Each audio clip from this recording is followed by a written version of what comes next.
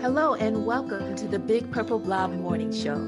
This podcast is hosted by 6 professional family life and wellness coaches who are passionate about helping the American diplomatic community thrive through their unique challenges. We are also eligible family members with over 100 plus years of combined experience living abroad. Trust us, we know what you're going through. So relax as we share some practical advice mixed with foreign service acronyms, empathy, wisdom, and a bit of humor. Hello, everyone. I am parent coach Sharoya Ham, and I am here with my fellow blobber, parenting and wellness coach, Susie Church Brown. Hi, Susie. Hi, how are you, Sharoya? I'm doing well. Susie, can you believe the holiday season is already here? This year just flew by. It's amazing to me. It really is. But you know what? I'm excited today to talk about how to overcome the holiday blues and maintain holiday sanity.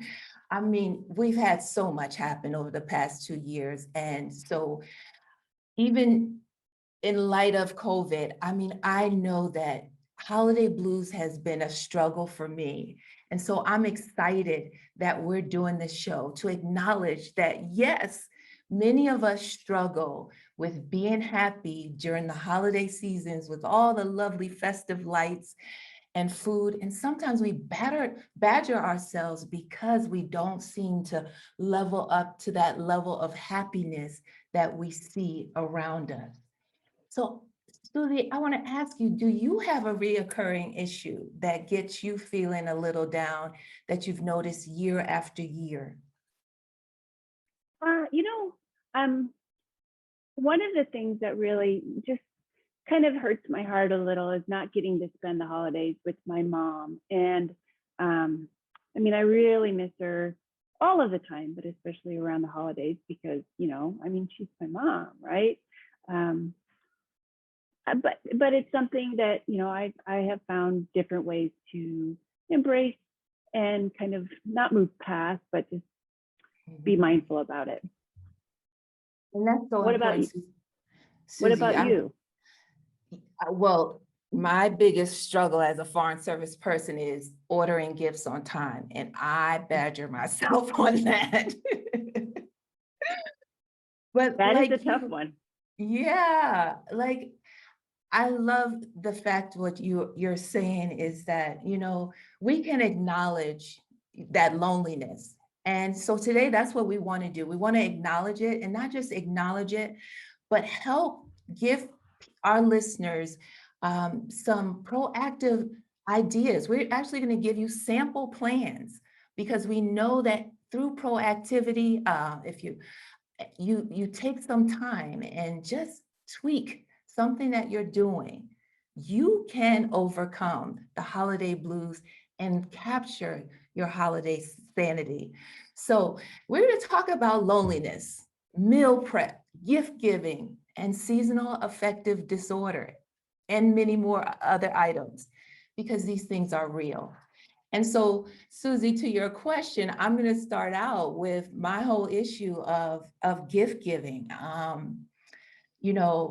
What I've found over the years, now my kids are grown, towards the end, when I recognized this was really challenging me, I would put in my phone when I should order gifts. And so as a sample plan to any person who's having this same issue, it's too late probably to order gifts now for this Christmas, based on what they're telling us here in South Africa. But if that's the case at your post, I want to give you just 3 things to consider doing. Number 1, is feel good about next year. Put in a reminder in your phone to go off, say in September, and put another reminder early October to order gifts. That just simple proactive step should empower you to say, I'm not going to be this way next year, or try not to be. Another thing I want to say is talk to your kids, be honest with them. The gifts are not coming. And then ask them what would they like to do differently. And I'm going to tell you the third one, and then tell you a quick story. So my third idea is that you can try is to print out what you're going to buy. I have done this. I print out what I plan to buy the kids.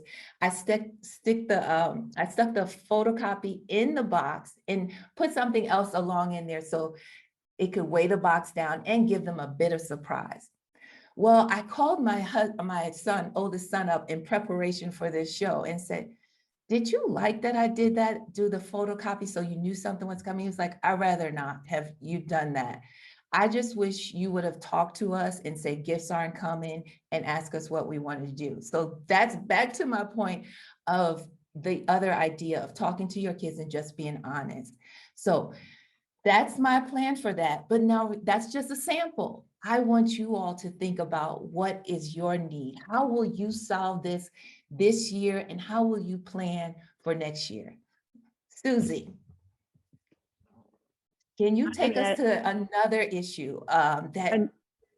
Mhm. I love that. I love your suggestion. I think that's really great. I think that that's probably one of the things that really surprises, especially first or newly joined folks for the Foreign Service, is just how long it takes for Christmas gifts to arrive because the mail slows down so much. Yeah. So let's talk about stressing about what to cook and how to cook.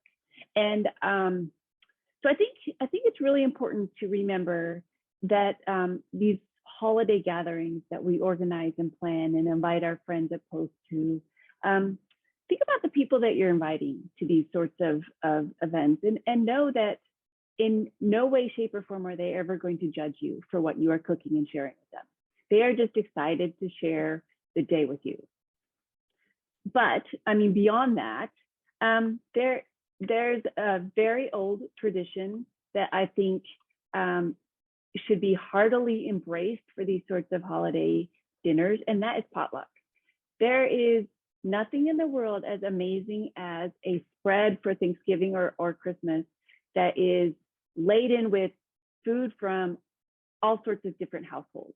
And it doesn't have to be, traditional for your particular meal. Like, it doesn't have to be mashed potatoes and gravy and stuffing or whatever. It could just be whatever that particular family wants to share and bring. Our last Thanksgiving that we had at our last post, we had friends from multiple countries and then all over the United States. And it was just so much fun, the food that they brought to share. And I mean, it just makes it that much more enjoyable. And you are sharing the burden of cooking for the group that you've invited. The other thing that I would encourage people to do is order in. Like, there is no crime in ordering your bread rolls or your mashed potatoes or whatever food you want to have accompany your dinner from some outside vendor. The only thing I would caution you with is to order early to make sure that the order goes through and is not canceled, as is often the case here in our current country. And also so that it's delivered on time, because you don't want your mashed potatoes or bread rolls to be delivered, after dessert has already been served. So just those two things to plan ahead. Wow, that was great pointers. I wouldn't have thought about that. Great job. I love that. We also, with the cooking, like, it's just do your best. The people that you're bringing into your home to share your meal with, they're not going to judge us, right? So if you make an amazing salad, a lentil salad with roast carrots, put it on the table. Like, enjoy sharing that with your friends, even if it's not a traditional holiday meal. Maybe you make an awesome sandwich. So have a sandwich bar. Like, let people create their own meal. And then it's so much easier for you, because just a matter of like slicing and sticking things on trays. Just make it an all pie meal. Maybe you make really awesome pies. Have all pies, have a couple of them be savory, have a big salad, and it all works, right? So it's just be creative within sharing that time with your friends and family. Wow, Susie, I love those ideas. And I think the highlight of what you're saying is like, let the joy of having people be the intention, be that place of looking forward to rather than dreading the food. And as for me this year, I have over the past few weeks been tasting food when I go out and making mental notes. I'm ordering this or I'm picking this up in advance, and that is going to be on my table in a nice dish. Perfect. Good for you. Yeah, because I'm not a cooker, and that usually really brings a lot of anxiety um, about in my planning. Yeah, so which is a great segue to the next thing on my list that I struggle with during the holidays is generalized worry. I mean, I can go from one thing to the next. And I was recently listening to the results of a survey asking people how do they deal with stress. And one of the things that really stood out was that people deal with stress with exercise. It's a great thing. Um, Doing things they enjoy. But what was noticeable was that many people do not talk to others about their stress. And they don't journal. So those were options on the survey, but fewer people selected journaling and talking to others. And the truth of the matter is, we can allay some of the symptoms of stress and how it affects our body through exercise and doing things we enjoy. But we don't really get to the root of the problem if we don't take time to reflect.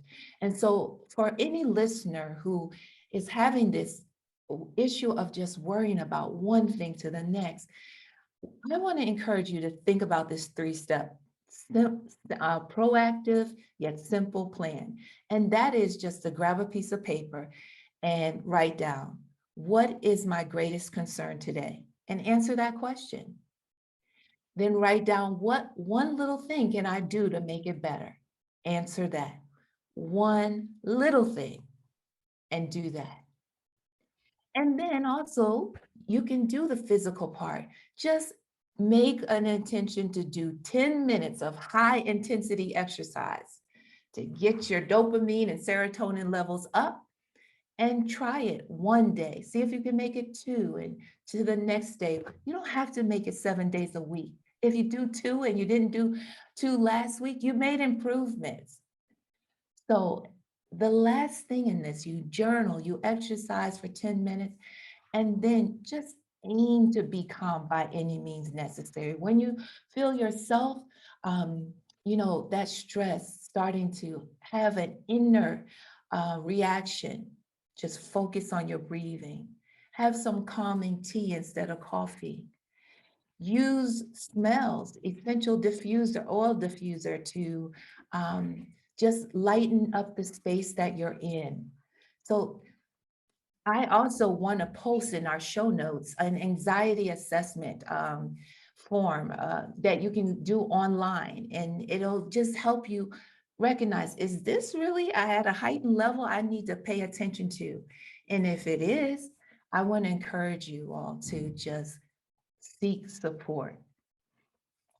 I know everybody doesn't experience this. So Susie, have you ever had this happen?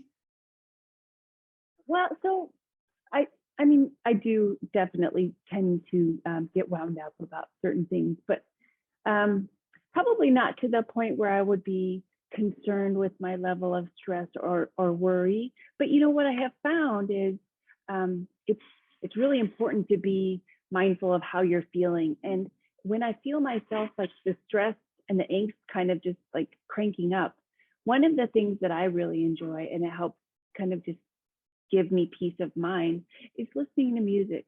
Or back to Mhm. your moments of high intensity exercise, crank up the fun music and just hop around a little. Not really, but just kind of start moving and having some dancing involved in your movements. And it's definitely going to bring a smile to your face. Maybe it'll make you laugh, involve your kids, involve your spouse or whatever. But music is a definite tool for feeling just a little bit better. That's awesome. I love it. Be calm, folks, by any means necessary. Whatever works That's for right. you, implement it. That's right. All right, what's next? So let's talk a little bit about feeling alone during the holidays. And I mean, I guess I kind of alluded to this by, missing my mom or not having our extended family around us. But sometimes people feel even more lonely and bordering on isolating themselves. And just it really peaks during holiday season when traditionally people are with their family and extended loved ones. So Mhm. when we're feeling like this, when we're missing our family or we're missing our kids because they're away or we're missing the traditions that we typically enjoyed growing up, it can be really hard and maybe start pushing us into a place of dwelling. And well, first, I would encourage you to help yourself to understand that it's not you. Definitely, it's very normal to be missing your family and loved ones during the holidays. Is there any way you can solve this problem? Can your family maybe come to you? Can maybe you find people in your post that you really enjoy spending time with and have a friend's holiday event instead of really thinking, well, I don't want to do anything because my family can't be here with me. Can you celebrate that holiday feeling maybe at a different time of the year? If you get the opportunity to go for your R&R during the summertime, can you celebrate Christmas in summertime? And then in December, you have a smaller, more quiet and more relaxed sort of a celebration. It's not realistic to think that every single person posted overseas can travel during the holiday season because I mean someone has to stay at the post, right? So it's definitely an art of negotiation, getting leave organized around these very very popular holiday travel times. So coming to terms with yes, I get to go or no I don't get to go, and then making the most of that situation is really important. It's also really so one of the things that we've done as a family is kind of develop new traditions because we're not in places that certainly our extended family are, but we're also, both of us grew up in places where it's cold, there's a lot of snow, those sorts of like snowy winter weather activities are not really possible in these tropical islands that we live in. So there's not holiday lights, although we have been known to string a few ourselves. But we've made our own traditions. We try and find a place where we can safely, depending on the location, eat mussels. So mussels for Christmas is a big one for us. We try to embrace more quality time with family. So sure, the boys will get some smaller gifts and such, but what we really give each other is an experience, like a family experience together. So go on a big family trip. And that's what's important to us. And it's helped us to reframe not being with our extended family. So what about you? What have you done to help deal with those feelings of maybe being alone or isolated? Well, I think the gravitation to and having experience, because you can sit in that moment of just being disappointed that you don't have what you're used to. But when you think about, now having grown kids, they remember experiences. They even remember the worst experiences, and those become our laughter. And so you can fumble through this, but I think the key is really going to your family and saying, what do we need it and want at this time that we can actually, make happen. So I totally agree with you, like aiming for an experience. Yeah, yeah.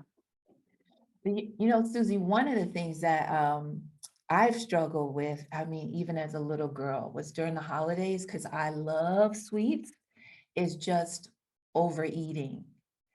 And I have now just started to put in some boundaries for myself that feel comfortable and manageable.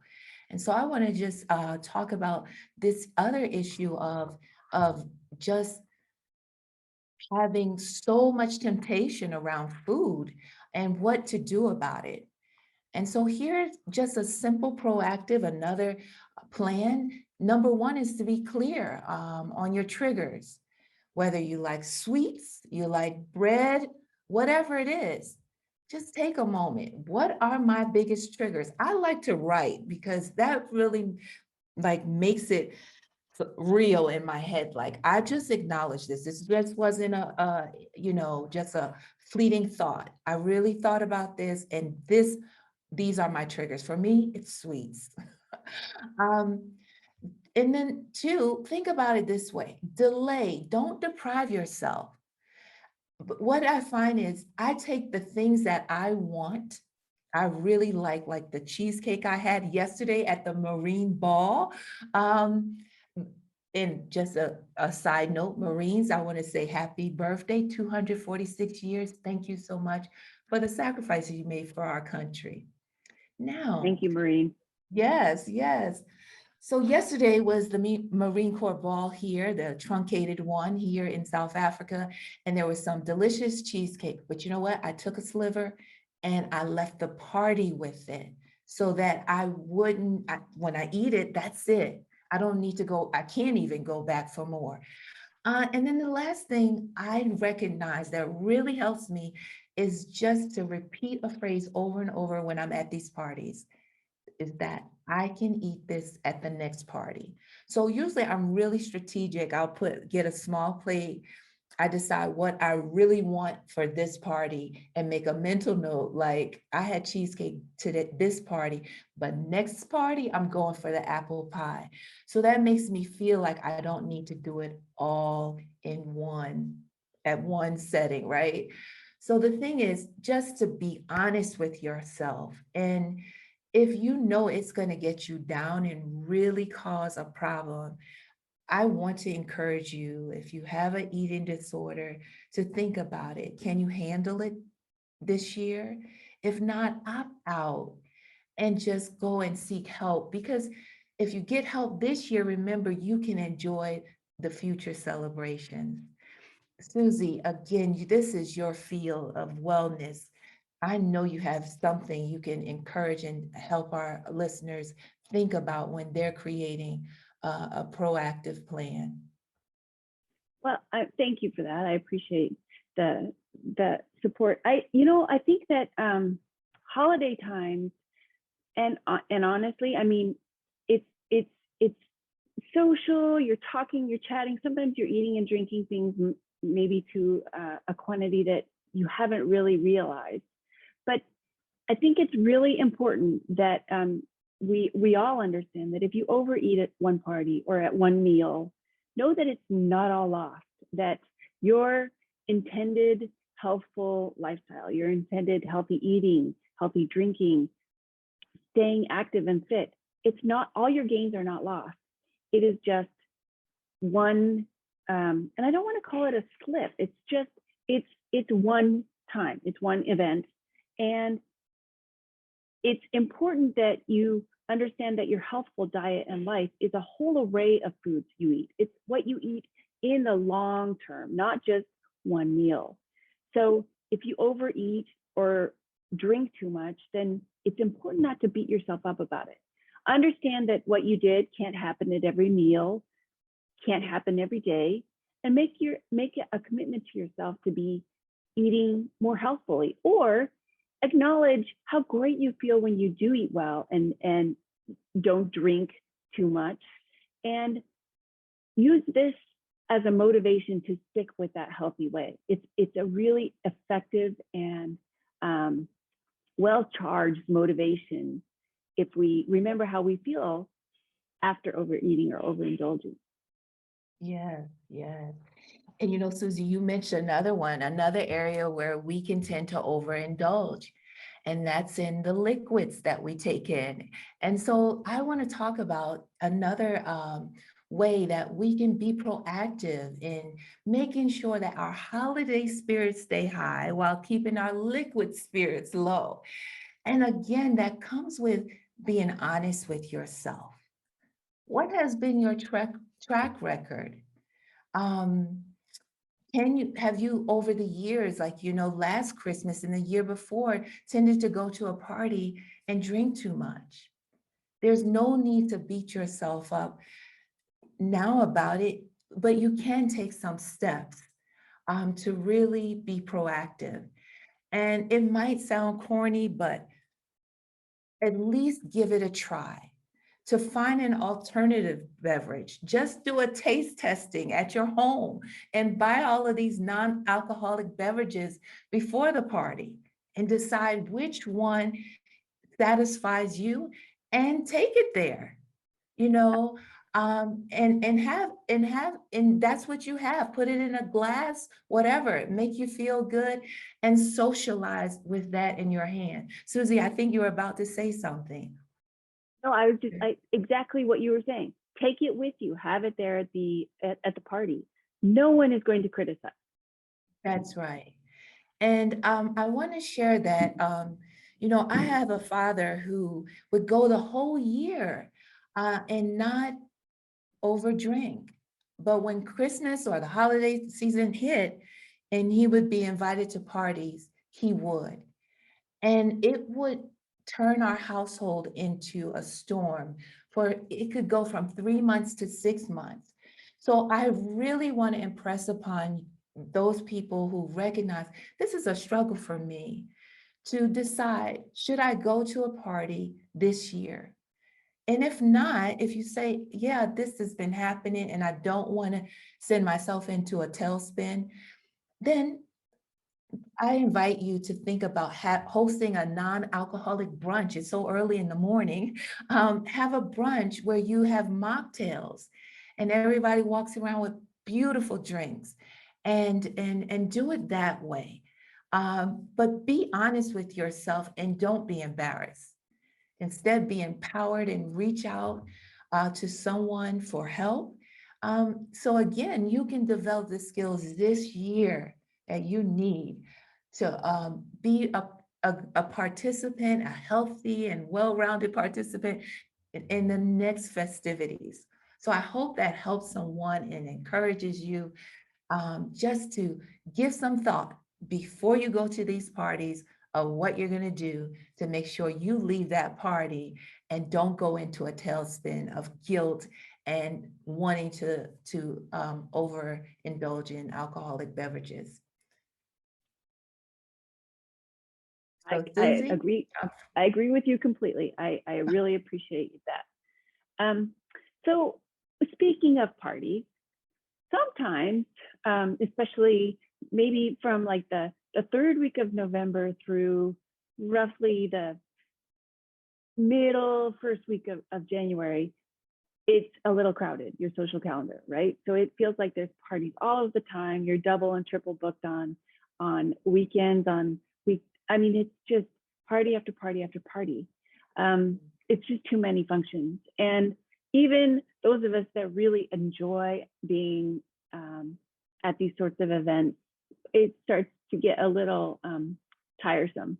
And in all honesty, last year when we were where we live now, we were all locked down, and I didn't really miss all the parties. We couldn't have them. I don't think we could even have like one other family over. So it was just like our five the whole time. It wasn't awful. But overscheduling is very much a stressor during the holiday season, and everybody starts to feel it. It's not just too much food and too much drink. It's like literally just too much socializing. It's important to know that you don't have to say yes to everything. If you're being invited to party after party after party, you don't have to say yes. It's important that you RSVP. Yeah, absolutely. Tell your host or your intended host that, yeah, sorry, I'm just not going to be there. You don't have to give excuses. You don't have to justify your response. It's okay to say no. Maybe make a plan to get together with this intended host later when it's not so busy, like in end of February or later in January. the invite shouldn't stress you. The invite should excite you because you get to spend time with friends. If it's not exciting you, then just it's better to not even stress yourself out by going. Be very mindful about what makes you happy and work towards achieving that level of connectedness with your direct family, with your friends, with your coworkers, and be sure to acknowledge when you're starting to exceed that level. If you Awesome. are the host and you are inviting people and people say no, don't guilt trip them. Don't make them feel badly about saying no. Thank them for their RSVP because that is a art that we should encourage. And also understand that they probably really do want to spend time with you. Again, I encourage, look at a different time when it isn't so socially busy. Great What do you advice. think? And I'm so glad you paused to say to the person who's inviting, don't take this personal. And so what came to mind was, one of our other blobbers, Angie Collins, she talks so much about how introverts feel and helps us to understand, because I'm total opposite. But I was thinking, as you said that, Susie, if you're the person doing the inviting, perhaps you can say to that person, I want to invite just you after the holidays. Instead of the introvert having to say, let's get together after the holidays. But the person who's inviting, if you could think that everybody doesn't like being around a lot of people, but if that person really matters to you, think like, yeah, I see how this person is not such an extrovert. So think of how you can invite them over, just them after the holidays. And I think that would speak volumes to say to your friend, I can accept you just as you are. If you don't like to be around a lot of people, it's okay. I still want to be around you. Exactly. Yeah. Very good point. And, I think this list is kind of filled with things I struggle with over and over. Here's another one for me is SAD, seasonal affective disorder. Oh my gosh. Am I happy right now? I live in a country where the sunlight is nice and strong during this time of the year. However, we just came out of South Africa's winter. And to my surprise, the sunlight is reduced just like in the US during the winter times. And so I want just to encourage anyone who's going through this first and recognizing that the change in the duration of the sun during the day has affected your mood. I want you to just say to yourself as a mantra, this is real and I will take care of myself. Because we tend to kind of like, no, everybody else is functioning. Okay, so what's my problem? No, reduced sunlight changes mood and it's real. And I want you to commit to take care of yourself. The other thing is you can order a light box. For those of you who are watching this on a video, I want to plug, for those of you who like to watch podcasts on a video, we have that. All you need to do is go to our website and you'll see the videos there at thebigpurpleblob.com. And for those of you who are watching this video, you'll see my light box. It's fairly small. And now they are just around $30 to $40, if that much. Before years ago, when I first moved overseas about 15 years ago, my little visor that I used for light therapy was $300. So now this has reduced significantly. And so again, in the show notes, I want to put, because this also can like mimic the signs of depression. I want to put, I'm going to put a link to an online self-assessment for depression. So you can just figure out where you are. If nothing comes up on depression, good, then try ordering a light box. If you score high, then seek out some professional support. Susie, have you ever experienced SAD? No, but we made a deliberate decision, at least I did, not to be posted to countries where the seasons change considerably. I do miss the seasons. I'm not saying that, but that lack of sunlight is just, that's really hard for me. And so I am fortunate that I have not struggled. I know that so we've been through rainy season recently, and we haven't seen the sun for weeks, and I can feel myself start to get a little mopey and moody. And I know that it is because like that sun is, and getting that light, that direct light, is very important.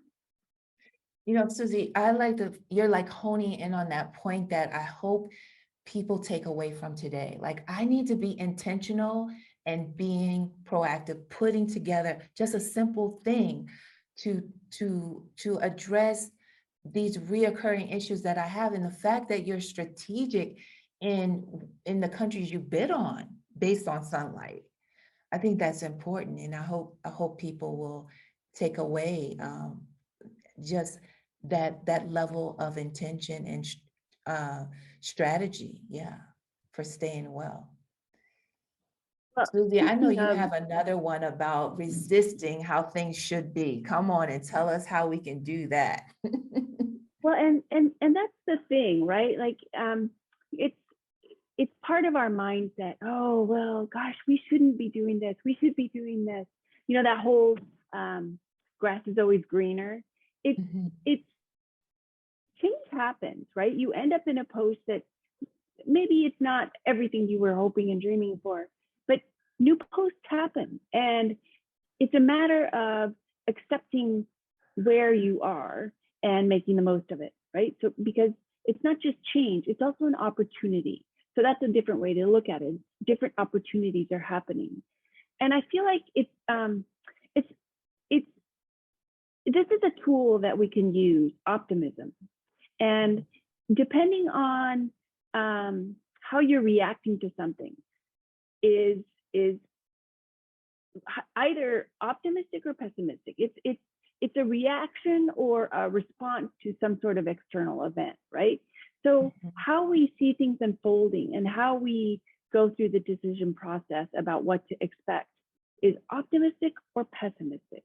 And I think it's really important that we should, understand that different people react to situations in different ways. So whereas I may be able to find positive in my situation, another person in the same situation may feel just really burdened. I am choosing to feel this way though. My mood is, generally speaking, optimistic, and that is how that determines how I am behaving and reacting to the things that are happening to and around me. So if we think of optimism as a tool, it's something that we can learn. It's a skill that we can develop. And if it's used wisely, it will bring more enthusiastic responses and inspiration and hope to our responses and our mood. So it's not so much, oh, well, things should be different. It's, I am here. So what can I do with here? How can I interact with here and have a positive experience? What do you think? Susie, I was preaching to myself the other day and trying to get a new perspective on trying to be more optimistic. And so I said, let me define optimism. And so basically I've concluded that for me, optimism is continuously believing everything is going to be a blessing or a lesson. So what that means to me is that it's going to turn out great, or it's going to be something I learned from, and it's not, so either way I gain. And that's kind of that mantra that I'm carrying around. That was, so I'm going to give it a try. The things I want to cook is going to be a blessing or a lesson.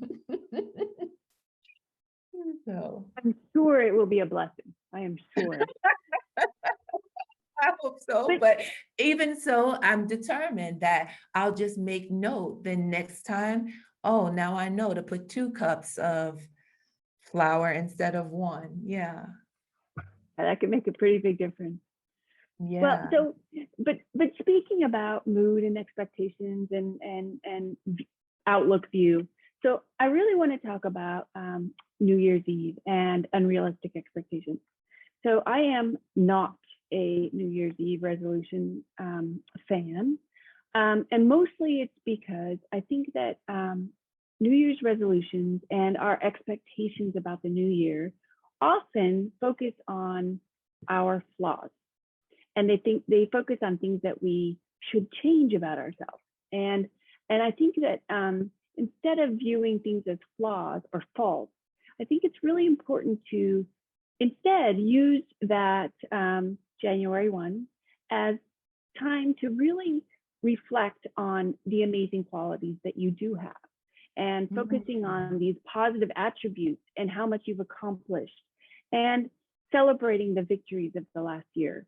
And I think that that puts us in a much more positive mindset to really start exploring the opportunities that we can gain and maybe seek out in the coming year. And it's kind of the same thing with a twist on the way you're looking at these sorts of characteristics of yourself, but it's a much more positive way to view yourself. I mean, we are our harshest critics. And I think it's really important to take the opportunities when we can to instead look at our skills and our abilities. Susie, that's excellent. You have just challenged me. I'm going to combine what you said with what someone else told me the other day. And I was, walking with them, and they said, this is my weekly goal, like for whatever it was. And I thought, wow. She says, I don't set New Year's resolutions. I just set a goal at the beginning of each week. And I thought, when you just said that, my goal, I'm going to try to go think every week, what is my strength? Let me identify one of my strengths and go, how can I use that this week? And that be the focus instead of trying to improve myself, because that's what those resolutions just like weigh you down. You're always trying to fix yourself. But how about Yep. you're good enough just the way you are, and use your strengths each week, a different strength each week. So that's what I'm taking away from this, Susie. That's going to be my plan. Thank you so much. You're welcome. Now, we're moving into our last one, and I want to say it's insomnia. And one thing for sure is we won't be able to get up and respond to the holiday blues and turn them into holiday sanity if we are short on sleep. So Susie, please speak to this one. Insomnia. So when we sleep, that is when our body regenerates for the next day. It takes care of what happened the day that has passed, kind of processes it, and then recoups for the coming day. So it is so important. When we don't have sleep, every emotion is exacerbated. Every feeling, every sort of impulse you have is like amped up, and not in a good way. Your reactions are slower, but also we tend to do things like overeat and overdrink because our impulse control is also diminished. So it's really important to get enough sleep.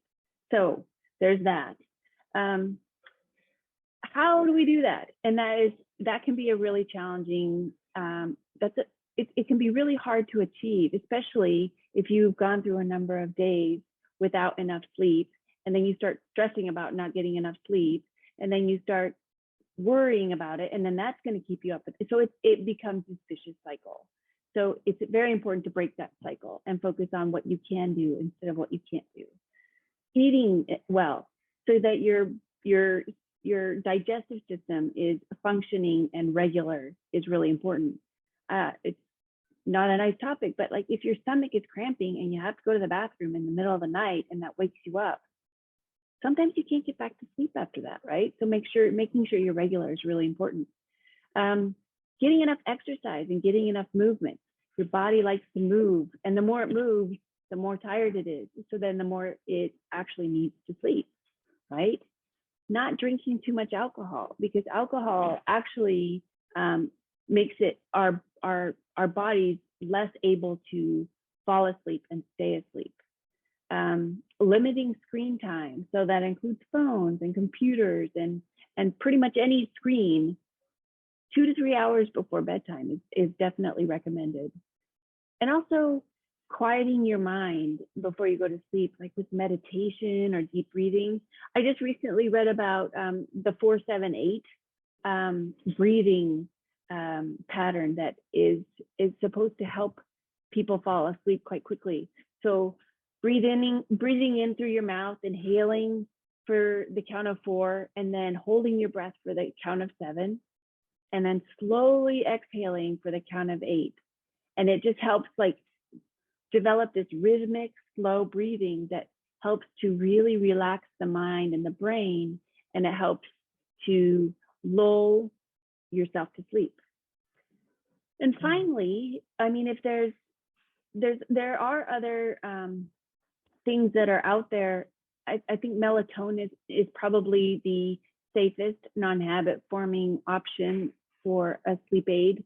And if you're really struggling with lack of sleep, it's definitely a good idea to talk to a medical professional to see if there is some sort of other underlying reason why you are not getting enough sleep. What do you think, Shoya? Do you have any sleeping suggestions? Well, one, I think we should have started with this because now when you said that it, like it shortens your ability to control your impulses, is like, yes, that is so true. And I think it also affects your nervous system. So you're like just on edge. So really, first of all, we should all just examine, are we getting enough sleep? So I really like the pointers you gave, and I'm thinking about what wakes me up at night.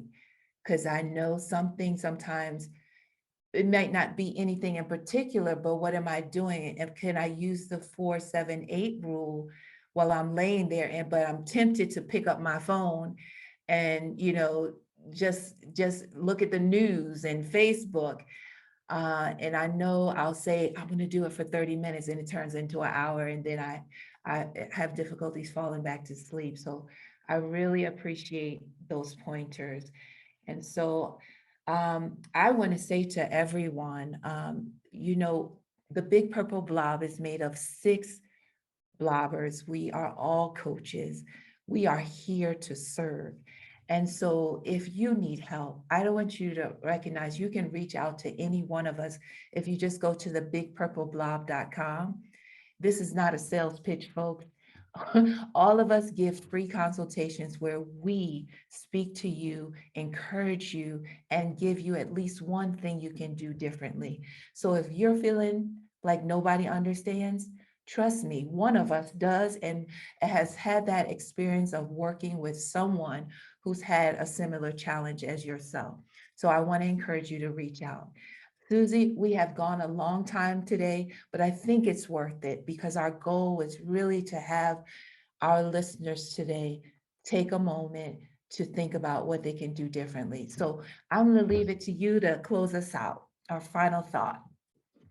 Well, so I really encourage you to think about what it is you really need from your holiday, and really just honestly reflect on it and think about what you want and your family wants, and then creatively try and embrace what your holiday can look like. Create your new traditions, your new activities. It won't be the same as your last post, and it won't be the same as the post before that. And maybe it won't be anything like what you experienced when you're growing up, but you can make the decision to have an enjoyable holiday season. And I think that it's really important that we honor our needs and wants for the season and try to embrace what we can and what's available around us. All right, everyone, take care and we'll see you next week.